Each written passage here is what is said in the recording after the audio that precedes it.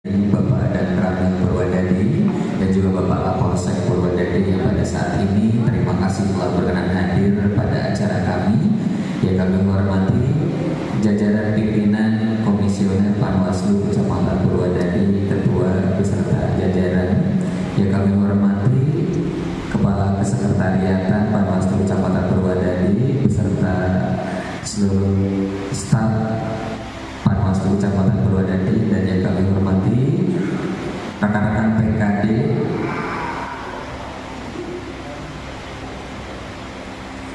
PKD, se-Kecamatan Purwadadi yang pada saat ini sudah hadir. Yang kami hormati tokoh masyarakat, lembaga, dan juga rekan-rekan media yang alhamdulillah juga pada saat ini sudah hadir. Tentunya untuk mengawali acara kita pada sore hari ini, kita buka terlebih dahulu dengan membacakan basmalah bersama-sama.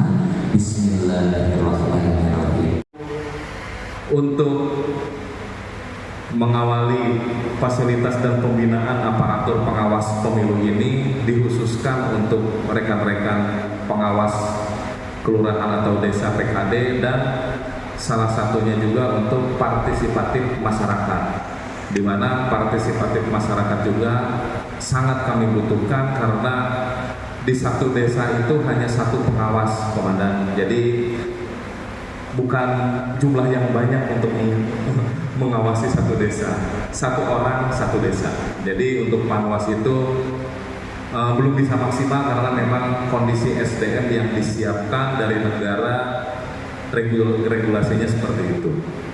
Tapi kami akan tetap memaksimalkan dengan partisipatif masyarakat, di mana masyarakat pun bisa ikut mengawasi, bisa ikut memantau terkait kegiatan-kegiatan apa saja yang terjadi di pada pemilu 2024 nanti, baik sebelum ataupun sesudah nanti.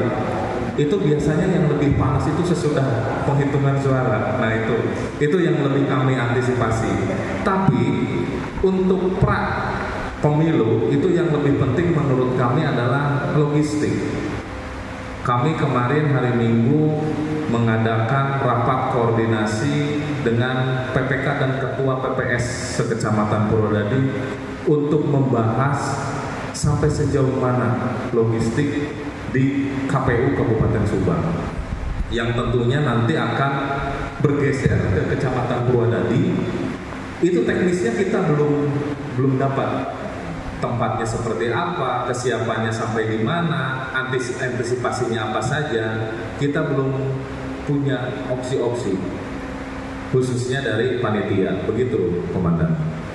Jadi kami ingin rekan-rekan pengawas pemilu lebih sigap terkait antisipasi apa saja untuk kedatangan logistik nanti. Rencananya itu kalau dijadwal itu tanggal 2 Februari itu sudah mulai dijadwalkan pendistribusian logistik ke semua PPK. Nah cuman kita juga belum tahu untuk Kecamatan Purwadadi itu di tanggal berapa. Itu kan startnya itu tanggal 2. Nah, nggak mungkin serentak satu kabupaten di hari itu, enggak, komandan Pak Camat. Jadi saya kira itu akan memakan waktu yang lama, sehingga KPU harus tepat waktu untuk mengirimkan logistik. Selain tepat waktu, tepat sasaran, tepat jumlah. Itu kan yang menjadi fokus pengawasan kita, sehingga yang datang ke Kecamatan Purwadadi itu tidak ada kekurangan apapun. Walaupun kita itu menerima berupa kotak tersegel, Pak Camat. Kita menerima kotak tersegel itu sudah tidak bisa diapa-apakan. Jumlahnya berapa? Itu kan kita dari surat suara berapa? Kita hanya menerima kotak fisik dan berita acara. Di berita acara itu jumlahnya kotak surat suara sekian, salinan C sekian, gitu kan. Terus segel sekian, gitu kan. Tinta sekian, ini sekian. Jadi kita hanya menerima jumlah tanpa kita bisa membuka kotaknya itu sendiri. Nah kemarin waktu rakor hari Minggu, bisa nggak sih kita mengadakan sampling khusus Kecamatan Purwodadi? Misalkan satu desa itu satu TPS untuk harus semangat ciri khas Kabupaten Subang yaitu gotong royong. Kita coba ya, rakyat Subang gotong royong, Subang jaya sejahtera, Kecamatan Purwodadi Nasmahan. Amin ya rabbal alamin. Alhamdulillahirabbil alamin. Wa nasta'inu dalam dunia din. Assalatu wassalamu ala sayyidina Muhammadin wa ala alihi washabbihi ajmain. Yang kami hormati Puspika Kecamatan Purwodadi, alhamdulillah Pak Dan Ramil, Pak Kapolsek, alhamdulillah bisa hadir bersama-sama di ruangan ini. Yang kami hormati Ketua Panwascam Kecamatan Purwodadi dan seluruh anggota komisioner. Yang kami hormati Ketua PPK dan anggotanya, insya Allah menyusul ya Pak ya. Karena sesuai amanat pesan saya harus hadir semua komisionernya. Ini ingin menunjukkan kekompakan, kesiapan kita penyelenggaraan pemilu yang tinggal hanya beberapa hari lagi. Yang kami hormati Kepala Sekretariat Panwascam, yang kami hormati seluruh PKD ya, Pengawas Kelurahan Desa, alhamdulillah lengkap 10. Yang kami hormati tokoh masyarakat Kecamatan Purwodadi yang hadir dari unsur lembaga, ormas, kemudian dari media, gitu ya. Terima kasih atas kehadirannya di acara pada siang hari ini. Baik Bapak dan Ibu, mungkin mohon izin saya hanya menyampaikan ini sifatnya kita sama-sama mengingatkan saja gitu ya. Saya yakin apalagi ini Bapak Ibu sebagai PKD ya sudah mempelajari, sudah mungkin membaca, dan juga dalam beberapa minggu ke belakang sudah dalam proses setelah dilantik gitu ya, ada sebuah temuan-temuan ataupun ada yang sudah didiskusikan dan lain sebagainya. Nah tentunya ini harus kita dalam kesempatan ini saling mengingatkan. Bapak dan Ibu, pada kesempatan kali ini kami tentunya mengingatkan kembali bahwa dalam hal PKD boleh di next ya.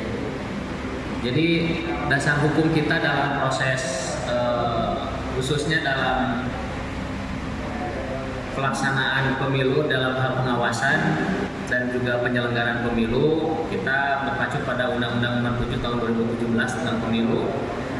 Kemudian ada Perbawaslu khusus untuk bagaimana yang kita kenal dengan Sentra Penegakan Hukum Terpadu Pemilu atau Gakumdu ya. Kemudian Peraturan DKPP Nomor 2 Tahun 2017. Namun sebelum ke sana, kami ingin mereview terlebih dahulu bahwa di Kecamatan Purwodadi khususnya kita dari jumlah DPT yang ada ya, jumlah DPT ini tersebar di 10 desa. Itu Purwodadi itu DPT-nya 45.385 ya. Jadi tidak ada di tayangan. Jadi 45.385 tersebar di 10 desa. Dan ini variatif jumlahnya, yang paling banyak itu adalah di Desa Purwodadi ya. Ya, Desa Purwodadi 7.184. Kemudian yang kedua di Purwodadi Barat. Nah, tetapi untuk jumlah TPS lebih banyak di Purwodadi Barat. Di Purwodadi Barat, kemudian TPS di Purwodadi. Jumlah TPS keseluruhan kecamatan ada 179. Jadi cukup lumayan banyak ya, yang perlu kita awasi lah gitu ya. Makanya tadi disampaikan oleh Pak Ketua Panwascam juga, PKD satu desa hanya satu. Tapi ini satu desa TPS tadi yang paling banyak Purwodadi Barat itu 28 TPS. Kemudian Purwodadi ada 27 TPS. Yang paling sedikit itu Rancamahi 6 TPS. Tapi kan tetap aja ya, 6 TPS, 6 tempat, 6 lokasi yang memang harus dipastikan oleh rekan-rekan dari PKD itu benar-benar berjalan sesuai dengan peraturan yang ada. Nah, tentunya kalau tanpa kerjasama kolaborasi. Nah, jadi sebenarnya kolaborasi. Jadi bukan hanya istilah teori saja, tapi harus action gitu ya, harus dengan aksi. Aksi itu berarti kan melakukan tindakan gitu ya, ada yang dilakukan, bukan hanya retorika bahasa saja. Jadi harus benar-benar kita semua stakeholder itu bisa bersinergi. Nah ini alhamdulillah tadi disampaikan oleh Pak Ketua Panwas di Kecamatan Purwodadi, kepedulian dari rekan-rekan lembaga ini luar biasa gitu ya. Nah kita menyambut baik itu semua, dan kita itu menjadi salah satu energi dan juga menjadi bagian ya dalam kita melaksanakan tugas yang sudah diberikan kepada kita semua. Tentunya berdasarkan tugas pokok dan fungsinya masing-masing. Kita merefresh apa sih pengawasan pemilu itu ya. Kita hanya sekilas-sekilas saja, tapi nanti kita ingin lebih kepada diskusi, dan kita sekaligus juga rapat koordinasi sehingga pemahaman kita beberapa hari ke depan, antisipasi, kemudian lain sebagainya bisa kita persiapkan. Dalam hal pengawasan pemilu tentunya ini yang dimaksud itu adalah kegiatan bagaimana mengamati ya, mengkaji. Jadi setelah diamati kemudian dikaji ini tentu kita harus kuat dulu. Dikajinya dengan apa? Dengan aturan yang ada. Nah, jadi harus paham. Nah, rekan-rekan PKD tentunya tetap dijaga pemahamannya. Kalau ada yang belum jelas atau masih ragu-ragu, jangan sungkan untuk ditanyakan kepada komisioner, gitu ya. Kemudian setelah mengkaji sudah ada keyakinan, maka lakukan proses pemeriksaan di sana, ya kan? Proses pemeriksaan. Nah, apakah setelah tadi diamati ada temuan, misalkan ya, kemudian dikaji ini aturannya, kemudian baru proses pemeriksaan. Nah, ini masuk kategori pelanggaran terhadap peraturan yang mana, pasal berapa, ya, tindakan harus dilakukan apa. Nah, ini manajemen konflik atau manajemen penyelesaian masalah. Kemudian di sini pada akhirnya akan memberikan penilaian ya terhadap proses penyelenggaraan pemilu sesuai peraturan perundang-undangan. Jadi semua imamnya aturan ya. Ada yang namanya imam? Tidak ada ya di ruangan ini ya. Nah, jadi yang jadi pedomannya aturan. Jadi tidak pendapat, tidak ejek, tidak biasana, oke, tidak seperti itu. Tapi kita gali bersama regulasinya seperti apa, aturannya seperti apa. Ketika ditemukan tadi setiap pemeriksaan ada yang tidak sesuai dengan aturan, maka seperti apa yang kita lakukan sesuai dengan aturan yang ada. Nah ini yang kami hormati sahabat kami Ketua Panwas Purwodadi beserta komisioner dan para rekan-rekan PKD, senior-senior kami dari lembaga media yang kami banggakan. Kami akan memberikan sedikit gambaran tentang logistik ya Bapak Ibu, yang selama ini menjadi pertanyaan. Jangankan Bapak Ibu yang di luar KPU, saya sendiri juga belum menemukan jawabannya Pak Camat. Tiap hari saya kejar terus ke KPU. Jawaban terakhir nanti Pak tanggal 31 baru akan Zoom meeting dengan KPU RI. Tanggal 31 ya. Itu jawaban yang terakhir. Setiap hari saya bertanya. Yang kedua, memang interval untuk pengiriman logistik dari KPU ke PPK, intervalnya mulai tanggal 2 sampai tanggal 13. Itu interval. Artinya ketika masuk tanggal 2 belum tentu tanggal 2, bisa juga tanggal 5, bisa juga tanggal 7, atau bisa juga H-min mepet gitu ya, bisa juga. Itu intervalnya gitu Pak. Terus dari PPK ke TPS ada interval H-5, belum tentu. Justru kami nanti akan bertahan. Logistik itu tetap standby di PPK kecamatan. Jadi pengiriman logistik nanti ke PPS adalah H-1 tapi pagi hari gitu Pak. Waktu pagi kita kirim PPS, nggak lama PPS langsung ke TPS. Jadi tidak sampai ingat ke PPS. Itu nanti seperti itu. Ya. Jadi kembali lagi Pak untuk teknis dan lain-lain kami juga belum menemukan Pak. Jadi tunggu tanggal 30 baru Zoom meeting dengan KPU RI. Ketika KPU Kabupaten saya tanya jawaban sama, belum ada instruksi dari KPU pusat. seperti itu. Jawabannya salah. Itu. Walaupun di KPU Kabupaten logistik katanya udah 90% ready siap. Nah kemarin ada mungkin ada semacam opini ya, ini logistik bisa sampai 7 gudang. Jadi kalau saya sampaikan memang di gudang di KPU itu sempit Pak, nggak beda jauh dengan aula ini, lebih besar dikit lah gitu. Artinya betul-betul itu tidak memadai kalau dipaksakan di KPU. Sehingga KPU menyewa tempat-tempat tadi ada gor, ada gedung A, gedung B, gedung C dan lain-lain. Itu Pak ya. Jadi kita jangan sujud dulu lah gitu, ada di balik itu ada apa, kenapa harus dipisah-pisah. Selanjutnya ketika pengepakan kami juga mengusulkan PPK PPS dilibatkan ya. Memang kemarin itu untuk pelipatan sortir itu KPU melibatkan pihak ketiga, artinya dipekerjakan dengan pihak ketiga lah, borongan gitu.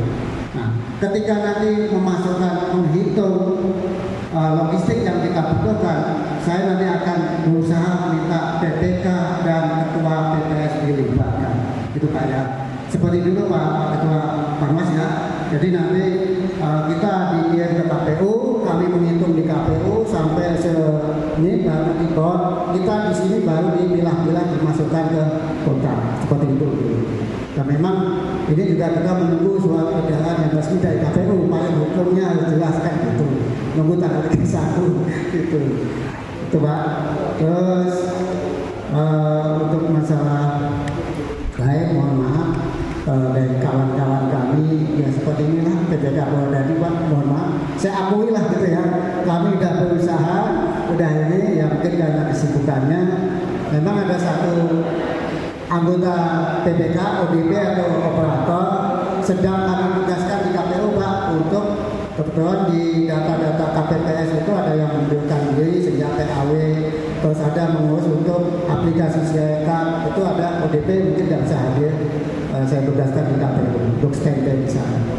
Ya, mungkin untuk masalah itu, terus untuk masalah pengamanan musim hujan, KPU juga sudah menyatakan bahwa pengiriman logistik itu nanti akan menggunakan mobil box. Ya, mobil box mungkin secara ini lewat bio pos ya atau pos itu. Nah, harapan saya juga nanti dari PPK ke PPS juga nanti kalau mau sini ya kita nyewa mobil box itu supaya aman gitu. Itu ya Pak ya. Ya mudah-mudahan sih nanti untuk logistik ya walaupun intervalnya panjang Pak belum tentu lah gitu, tetap nanti H-3, H-4 pasti datang ke sini ya. Mungkin itu aja, nanti bisa kita tanya jawab untuk masalah logistik ya Bapak Ibu. Terima kasih. Kurang lebihnya mohon maaf. Assalamualaikum warahmatullahi wabarakatuh. Itu maksud saya. Mohon maaf ini ya bukan PPK. Saya politisir PPK. Kalau tidak kerjasama dengan unsur masyarakat, impossible dan berhasil. Kenapa? Kami punya untuk mengawasi seluruh masyarakat sebenarnya. Apapun itu hanya kami tidak ditanya dengan apa struktural saja. Ibaratnya saya bukan birokrasi, saya masyarakat biasa. Tetapi sedikit banyaknya kita mempelajari karena kita terjun di politik itu dari tahun 97 saya sudah terjun.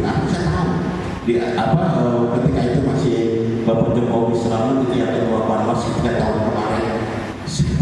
Nah artinya begini kesimpulannya ada terlalu panjang dan lagi banyak yang lain. Yang penting apa ketua PPK antisipasi ketika berjalannya pencoblosan dan menjadi peraturan ibadah untuk menyelamatkan logistik. Satu, kedua ini harus intens Pak Musbika sama PPK dan Panwas ini harus mencari untuk komunikasi. Kenapa? Nanti kami tidak akan legur ke yang lain. Legurnya PPK penyelenggara dalam hal ini. Kalau ada apa-apa jelas, kami akan untuk penyelenggara. Dan kami pun punya hak sebagai masyarakat untuk menggugat manakala penyelenggara PPK tidak maksimal kerjanya. Punya hak loh, jangan salah. Ya ini saja barangkali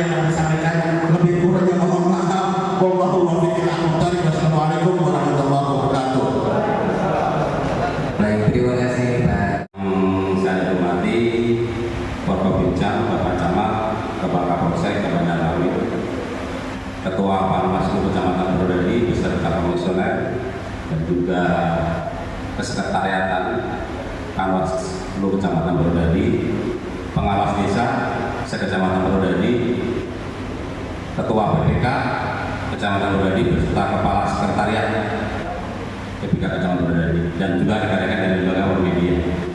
Nah, udah banyak tadi disampaikan Kang Ustadz, saya hanya menambahkan saja.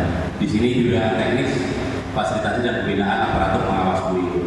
Saya hanya mungkin menambahkan saja tadi yang menyangkut Pak Camat untuk kepada teman-teman pengawas desa atau pengawas kecamatan. Sekali lagi penekanannya, tolong pelajari, coba baca aturan. Aturan itu dipahami, regulasi dipahami. Tapi ketika melakukan penindakan seperti kemarin ketika bintek dari mantan ketua Bawaslu yang Pak Hutan, penyelesaiannya persuasif dan juga bijaksana. Nah, kita bisa bicara persuasif dan bijaksana ketika kita paham regulasi dulu, kita paham aturannya. Jadi kita bisa melakukan tadi kata Pak Camat improvisasi lah, gitu kan. Nah, di sini karena apa? Yang akan kita tindak itu tetangga. Nah, kita harus lihat, jangan hanya textbook, saklek gitu kan aturan. Nah, itu harus persuasif bijaksana. Itu saya nitip ke pengawas itu saja. Karena jangan kita hanya baca regulasi, baca aturan terus diterapkan dimakan mentah. Makan pisang kalau nggak dikupas ya enak. Bapak-bapak bukan gitu kan. Jadi kita harus memahami aturan regulasi itu seperti apa. Tapi kita harus paham, kita harus tahu, kita baca. Itu. Dan mungkin yang kedua saya menambahkan saja untuk PPK. Karena ini melebar ya sedikit ke PPK, karena kita bicara rapat koordinasi. Memang kami yang dari luar Pak, kita melihat itu PPK ini rapi Pak. Kan berkali-kali kita menyampaikan Pak, PPK itu kan kolektif kolegial. Apa sih kolektif kolegial? Paham gak sih? Kita berkali-kali ngomong, coba satu hal, PPK ini kan satu yang perkuat dulu, pererat dulu kekompakannya. Tapi sampai hari ini yang sudah mendekati tinggal 14 hari, 13 hari masa waktu pencoblosan, PPK bisa kami lihat masih compang-camping Pak. Gitu kan? Saya lihat di sekretariat PPK tidak ada tahapan-tahapan yang ditulis apa rencana kegiatan, rencana kerja, itu tidak ada. Jadi supaya terukur Pak. Jadi punya improvisasi. Jadi tidak hanya mengandalkan instruksi saja. Ketika ditanya belum ada instruksi, harus gini Pak, kita jemput bola, menanyakan gitu kan. Karena kalau kita nggak mau bertanya ya pepatah kan gitu kan. Malu bertanya sesat kekuburan Pak kan gitu sih. Jadi supaya jelas. Jadi gitu. Jadi jangan hanya mengandalkan instruksi saja. Tolonglah pahami kekompakannya Pak. Karena sampai hari ini kita lihat di PPK sekretariat PPK juga masih belum ada kelihatan kegiatan gitu. Karena antar komisioner ini harusnya memang terjalin sinergitas. Jadi jangan hanya istilahnya menginstruksi itu saja. Contoh kemarin tadi saja kejadian di PSD kan lagi ramai seluruh Indonesia, pelatih KPPS. Ketika kami menanyakan, kamu tadi menanyakan ketua PPK, benar enggak sih yang ada SPJ dari makan snack itu hanya 45.000 tidak dikasih makan, benar enggak? Nah itu tidak tahu PPK. Enggak, ini enggak, saya larinya begini gitu Pak. Larinya kenapa? Larinya ini kan kepemimpinannya struktural. Berarti di sini marwah PPK-nya tidak dihargai. Itu yang kami sayangkan. Bukan masalah itunya ya, tapi bagaimana leadership kepemimpinan di sini. Nah di sini kan berarti tidak ada koordinasi. Sementara PPS itu secara struktural dia di bawah PPK. Nah ketika ada teman-teman lembaga atau media menanyakan, PPK bisa menjawab. Karena tidak ada anak buah yang salah pimpinan. Ketika dibicara ini struktural, nah PPK nggak ngerti. PPS ini kan bingung saya, gimana koordinasinya, gimana sinergitasnya gitu. Yang saya kritisi di sana bukan masalah nilainya ya, karena ada salah satu KPPS yang memang teriak-teriak kan. Nah di sini kan kita bingung ketika mau menanyakan itu menjawab ke siapa. Itu berkali-kali Pak kita pertanyakan kan. Jadi PPK ini tolong kolektif kolegialnya lah dipahami Pak. Karena pimpinan satu pimpinan ini sama, punya suara yang sama. Karena kalau kolektif kolegial pengertiannya Itu kan sistem kepemimpinan yang berdasarkan musyawarah. Itu kan hasil itu berdasarkan musyawarah. Ini kan sekarang diundang Pak Camat yang undang loh. Apalagi saya yang undang, datang untuk BPK ini. Pak Camat yang undang. Ini gak hadir, ini menunjukkan Pak. Kita bicara etika saja dulu. Dan sekarang harus etika, buat capres ke etika kan gitu. Nah itu pakai Pak. Ketika diundang ini Pak Camat loh pimpinan kita di kecamatan, gitu kan. Ini nggak datang, yang datang cuma 2 orang. Oke, yang satu mah ODP tadi ditugaskan di KPUD, gitu. Kita paham itu. Tolonglah Pak Ketua BPK untuk apa istilahnya jalin kerjasama dengan antar komisioner ini semakin kuat Mas Legislatif. Karena udah mendekati Pak.